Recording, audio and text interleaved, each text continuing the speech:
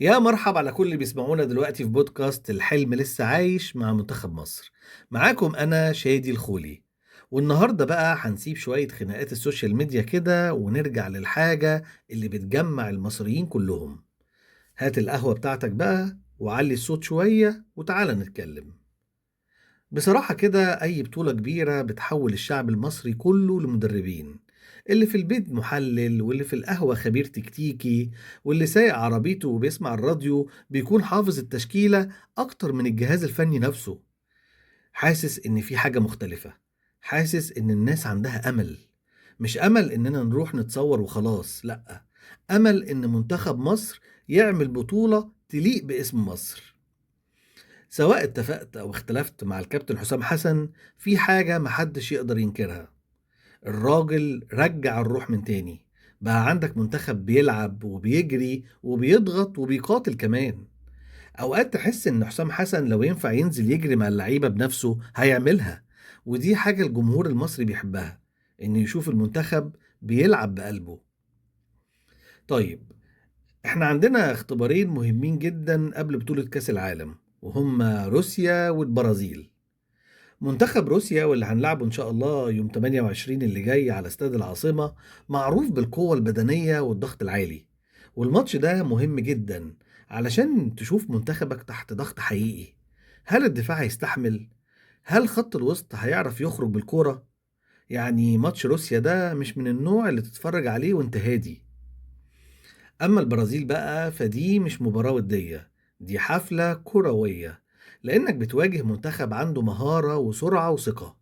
وده مهم جدا نفسيا، لأن لعبتنا لما تواجه منتخبات كبيرة الخوف بيقل والثقة بتزيد.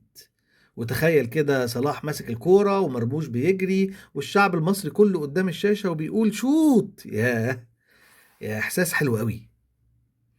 طيب، تعالوا نبص بقى على مجموعة مصر. عندنا بلجيكا وإيران ونيوزيلندا. المجموعة مش سهلة، لكن برضو مش مستحيلة.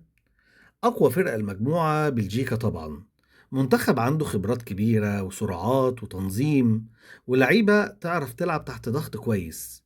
وفي تقديري إن دي المباراة اللي هتبين شخصية منتخب مصر الحقيقية، لأن احنا عندنا عناصر تقلق أي فريق: صلاح ومرموش وتريزيجيه.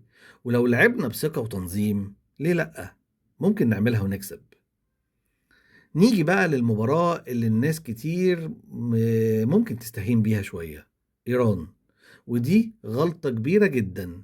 المنتخب الإيراني معروف بالتنظيم والقوة البدنية، وفرقه دايما صعبة، وبيعرف يقفل المساحات كويس جدا. يعني المباراة دي مش هتبقى ماتش استعراضي، دي من نوعية هات جون وامسك عليه. وده هنا بيبان دور خط الوسط: إمام عاشور ومروان عطية وزيزو لازم يبقى عندهم شخصية كبيرة في نص الملعب. أما نيوزيلندا، ناس كتير أول ما سمعت قالت دي سهلة، بس الحقيقة مفيش حاجة سهلة في كأس العالم، لأن المنتخبات دي بتلعب من غير ضغوطات وبتجري 90 دقيقة كأنها داخلة ماراثون. وإن شاء الله دي النوعية اللي لازم نكسبها بس بالتركيز. طيب، ندخل بقى للجزء اللي المصريين بيحبوه أكتر من الماتش نفسه: قائمة منتخب مصر. عندنا كابتن حسام حسن والجهاز اختار في حراسة المرمى محمد الشناوي ومصطفى شبير والمهدي سليمان ومحمد علاء.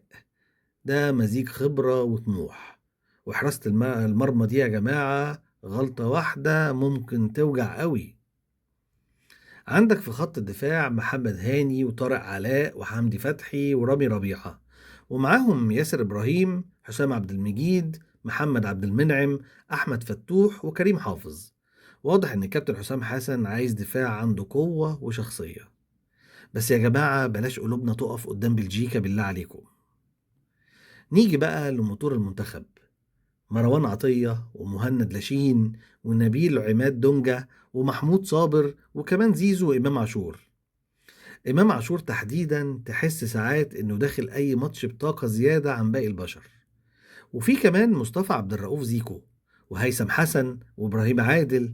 ودي أسماء بتدي سرعة وحلول هجومية مهمة جدا. وطبعا محمد صلاح وده لاعب لوحده يخلي أي دفاع يحسبها مرتين. ومحمود تريزيجيه طبعا اللاعب اللي الجمهور بيحبه عشان روحه وقتاله. أما في الهجوم، عمر مرموش بقى قدام سرعة وثقة واختراق وتحركات مرعبة، ومعاه أقطاي عبد الله، وكمان معاه حمزة عبد الكريم. ودي من الحاجات اللي تفرح، إن المنتخب بقى بيدي فرصة للمواهب الشابة. يعني الرسالة واضحة: اتعب، تألق، يمكن تلاقي نفسك فجأة قدام البرازيل. طيب، هل منتخب مصر مرشح ياخد كأس العالم؟